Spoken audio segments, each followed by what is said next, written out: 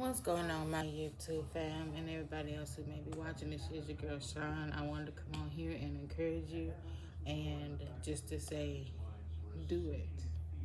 I was listening to a video on YouTube today, a couple of videos today, just because I just wanted to see. I forgot what the first video was about, so I had to go back to the first one. But um, I want to thank this lady. I'm not gonna say her name on the screen, but it was a lady on here that I do follow. And she kind of have the same story as I do.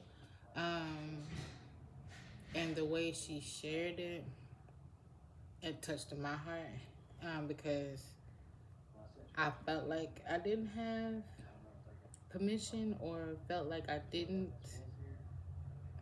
um, know how to say it, or how people was gonna look at me after they heard my full story. Um, but as she went on and she was like, um, you know, after she got past the fear, God didn't give us the spirit of fear. God didn't, He wasn't caught by surprise in the areas that we think it was a surprise. Um, yeah, we did our duty, we did our sin or whatever. It was a surprise for Him, but at the same time, He can turn um, that issue or whatever you may have done, and if it affected you, um, He can turn it around for your good. And I didn't really look at it like that, because all I did was, like, I did exactly what she did.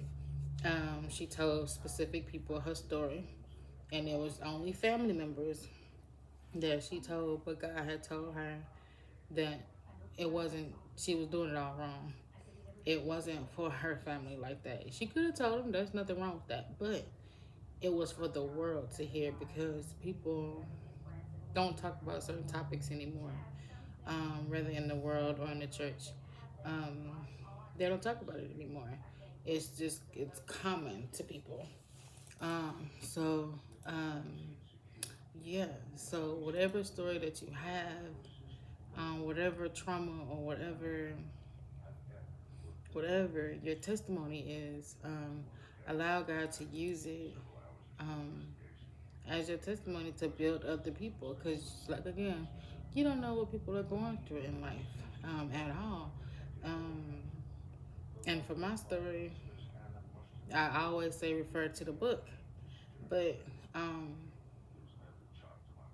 a lot of people don't know in this world, as far as especially family and all of that. My immediate family does know, but a lot of people don't know that I've been living with HIV for maybe going on 15 years now, going on about 14 years now.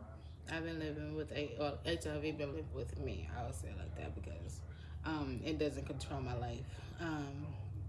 But the story is, unfortunately, I was living in an incest life.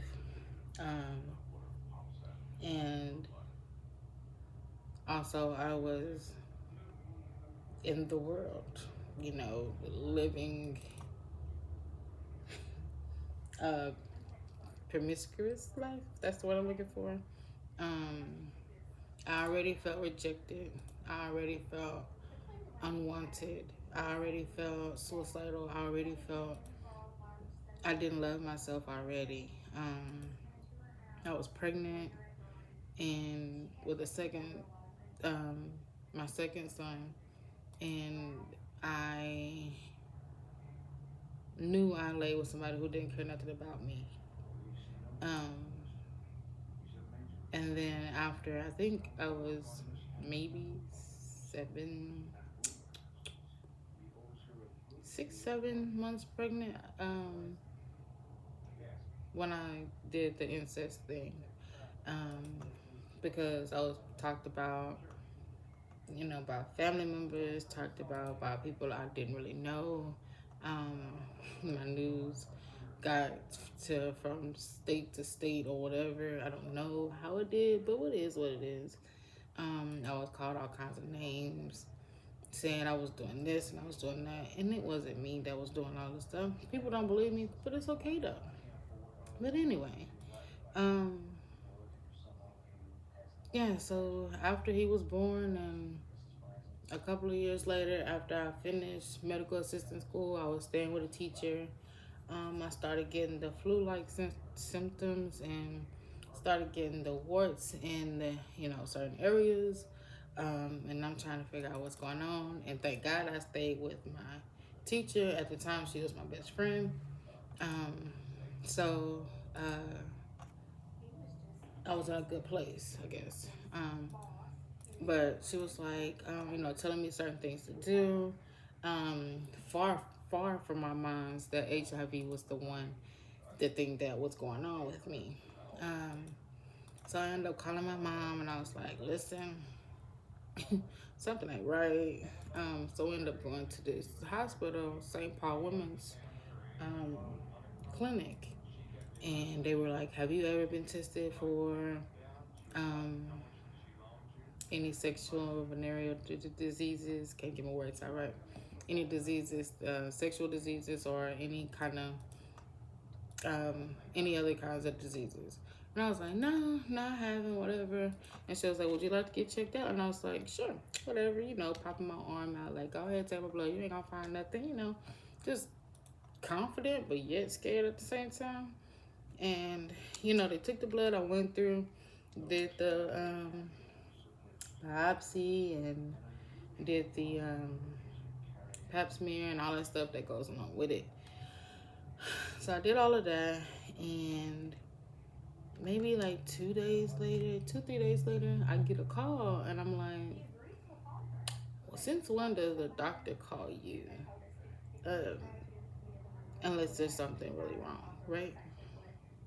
And I called my mom, and it was like, well, they told me I need to come in soon. And I'm like, well, I can come in tomorrow, if y'all have anything available. And she was like, yeah, we have available, blah, blah. So anyway, I get to the doctor, and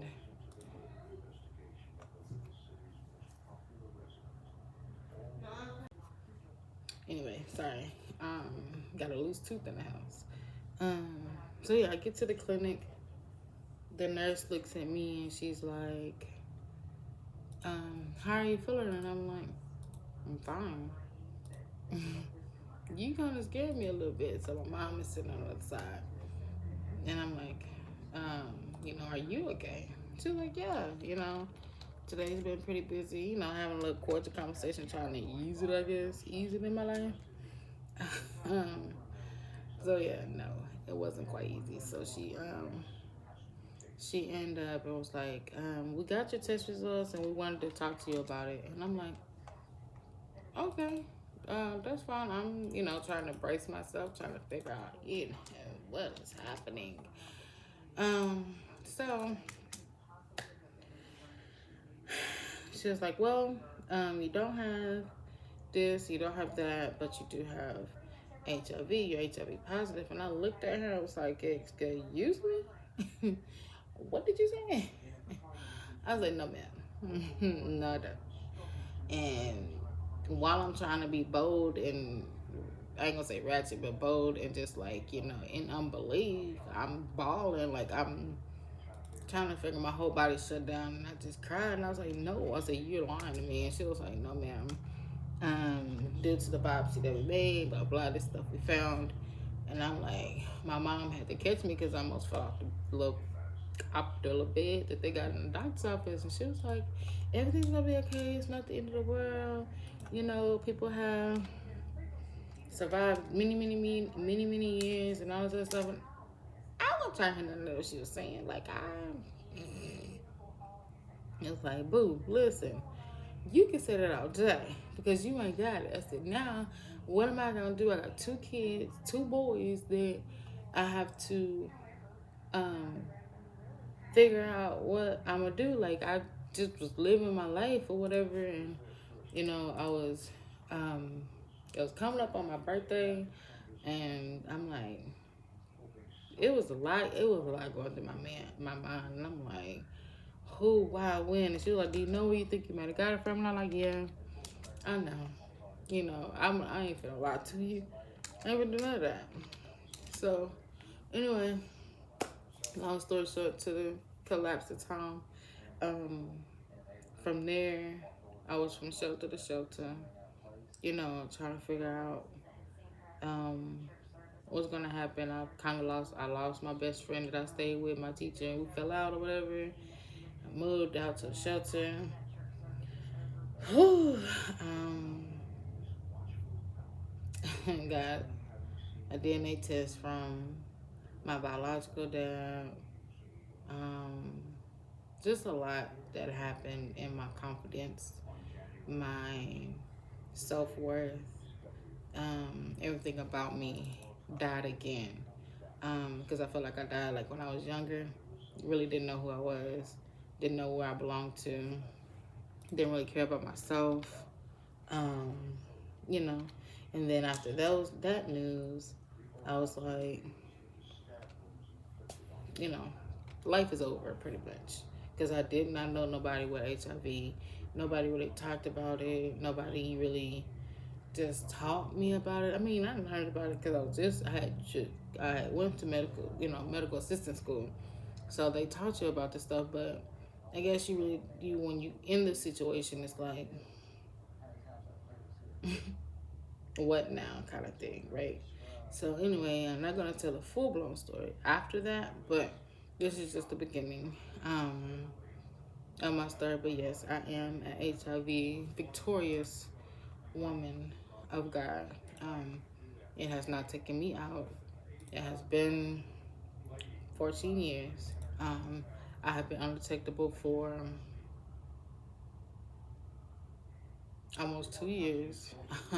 only, only because I did not like taking my pills.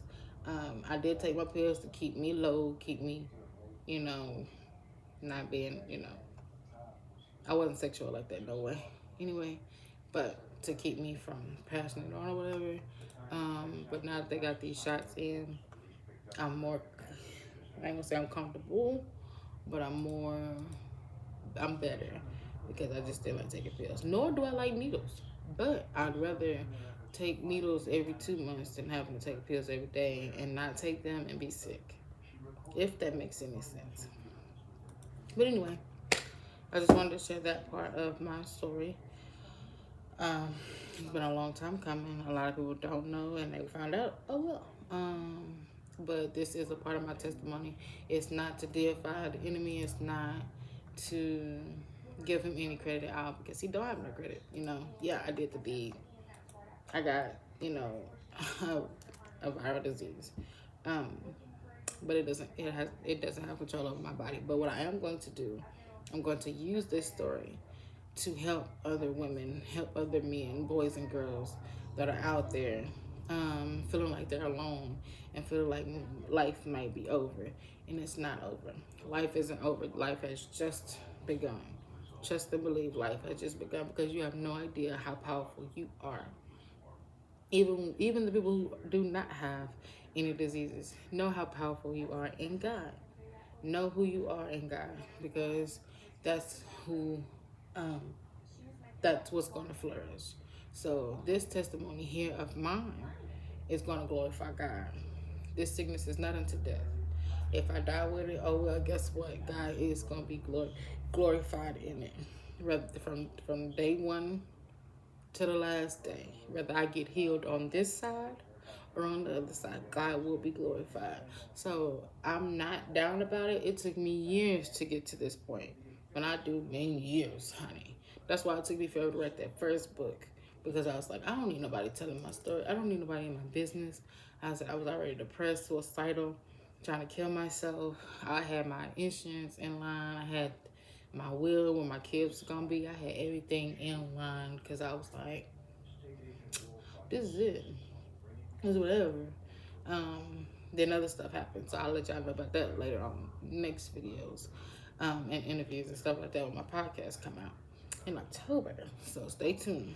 But yeah, know that life isn't over, man. Like, you have a whole life ahead of you as long as you keep God first and the ultimately number one, then God will get the glory out of your life. Come to God fully, fully come to God. Trust him in every situation of your life, whether it's good, bad, or ugly. He's not surprised about what you've done, what you're going through, and what you may have. He's not surprised at all.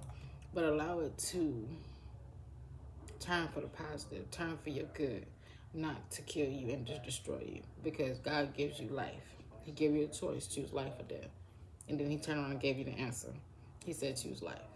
So his burdens are light, ours are heavy. Switch it off. Give him your burdens. Cast your cares upon him because he cares for you. Even if it's that bad. Cast them onto him. And he gonna make it better. He's gonna ease your mind in the midnight hour when you don't feel like you don't have nobody. He's that one. When you try to call your home girl, homeboy, the pastor, your mama, whoever, when you're feeling all by yourself, that's that one person you need to go to. And I'm gonna tell you, he don't sleep nor does he slumber. He lets you know he's there all the time. And he is always there all the time. So know that you're not going through this trial by yourself. Know that you're not alone. You are a part of a strong tribe of people of God that is here for you in any way, shape, or form. So anyway, this your girl Sean. This is my story. Piece of my story. But I just wanted to share that because I felt the need to before everything else comes out. As far as the books and the podcast and all that stuff, because it would have came out anyway. But the lady, I want to thank her um, for putting it out there. Um, that um, that's not the end. This is not the end of your story. Somebody needs to hear your story. It don't even have to be HIV. It could be abuse. It could be rape. It could be, man, anything. Jail time, drug addict, alcoholic. Just saying. It could be anything. Somebody needs to hear your story. Again, nobody ever talks about these things. People so quick to send you to hell in a cold basket with a bunch of ice in it. But the people of God are here to show you the love of God, the grace of God, because we ain't all been saved all our lives. Trust and believe we done come through somewhere down the line. Okay, so anyway, I will share more of the story later. Also, get the book. It's on Amazon. It's not the full-blown story, but it is a lot of it. There's 3 out there. The 3rd one will be out there next week. The 4th one I'm writing now. Now that I'm gonna listen to her, Lord knows I got urgency.